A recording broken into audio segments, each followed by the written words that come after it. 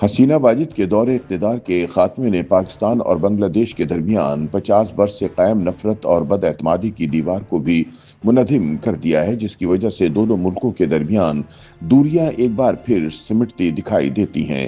عوامی لیگ کی حکومت کے خاتمے کے بعد پاکستان اور بنگلہ دیش کے مابین اعلیٰ سطحی وفود کے تبادلے اور عبوری حکومت کے ساتھ متعدد معاہدوں پر دستخط اس امر کے غماز ہیں کہ دونوں ممالک ماضی کی تلخیوں کو پس پش ڈال کر باہمی تعاون اور مشترکہ مستقبل کی جانب مل کر آگے بڑھنے کے لیے پرعزم ہے۔ خیال رہے کہ بنگلہ دیش میں عبوری حکومت قائم ہونے کے بعد دونوں ممالک کے تعلقات بہتری کی جانب گامزن ہیں، جہاں ایک طرف پاکستانی سول اور عسکری قیادت بنگلہ دیش کے دورے کر چکی ہے، وہیں دوسری جانب بنگلہ دیشی وفود کی پاکستان آمد کا سلسلہ بھی جاری ہے۔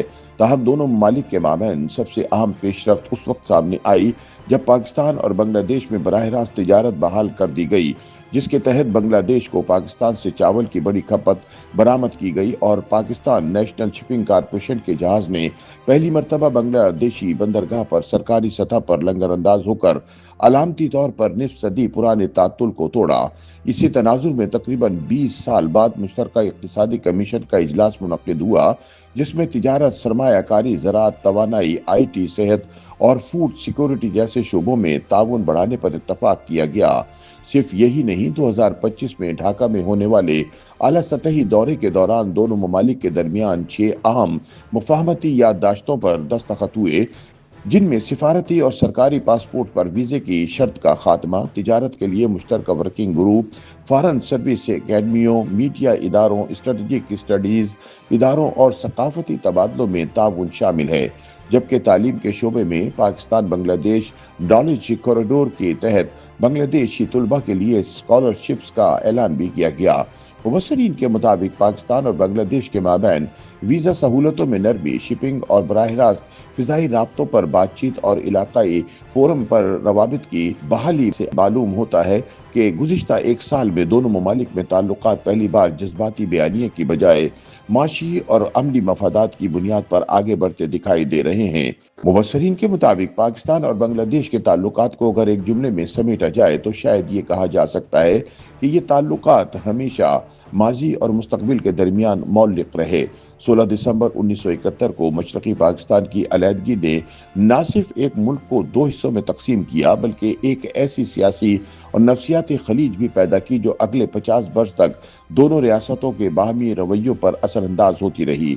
سیاسی تجزیہ کاروں کے مطابق دونوں ممالک کے لیے 1971 سے 1980 تک کا پہلا عشرہ مکمل طور پر خاموشی اور صدمے کا تھا۔ بنگلہ دیش ایک نئی ریاست کے طور پر اپنی شناخت قائم کر رہا تھا، جبکہ پاکستان 1971 کی عسکری اور سیاسی شکست کے بعد داخلی بحرانوں میں گھرا ہوا تھا۔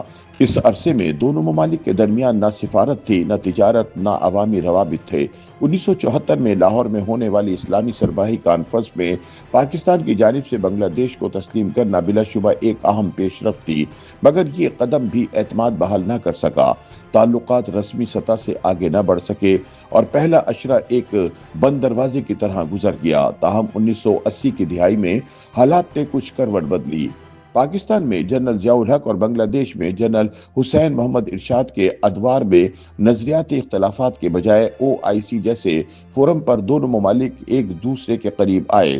کچھ عملی مثالیں بھی سامنے آئیں: فوجی تربیت، سفارتی وفود کا تبادلہ اور محدود تجارتی روابط، مگر یہ قربت سطحی رہی۔ 1971 کا سایہ ہر ملاقات میں موجود رہا۔ مبصرین کے مطابق 1990 کی دہائی میں جمہوریت کی واپسی نے تعلقات میں ایک نیا عنصر شامل کر دیا۔ بنگلہ دیش میں 1996 میں شیخ حسینہ کی حکومت نے 1971 کو قومی بیانیے کا مرکز بنا دیا۔ نصاب، تقاریر اور ریاستی بیانات میں پاکستان کا ذکر ایک منفی حوالہ بن کر ابھرا۔ اس دور میں پاکستان اور بنگلہ دیش کے تعلقات میں سرد مہری بڑھتی گئی۔ اگرچہ سفارتی تعلقات برقرار رہے مگر عملی تعاون محدود ہوتا چلا گیا۔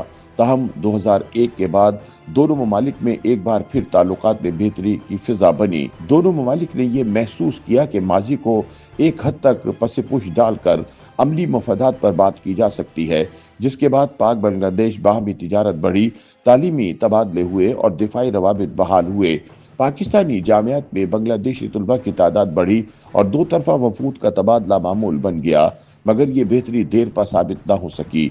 2009 में अवामी लीग की वापसी और जंगी जराइम ट्रिब्यूनल्स के क़याम ने इस दौर का खात्मा कर दिया। मुबस्सरीन के बकौल 2010 की दिहाई दोनों ममालिक के ताल्लुकात के लिए सबसे ज्यादा कशीदा साबित हुई। 1971 की जंगी जराइम के मुकदमात, जमात इस्लामी के रहनुमाओं को दी गई सजाएं और उन पर पाकिस्तान के रद्द अमल ने सिफारती बहरान को जन्म दिया। सफीरों को तलब करना, दिफाई ताउन का खात्मा और आला सतही रवाबित का तातुल इस अशरे की नुमाया अलामतें बन गईं।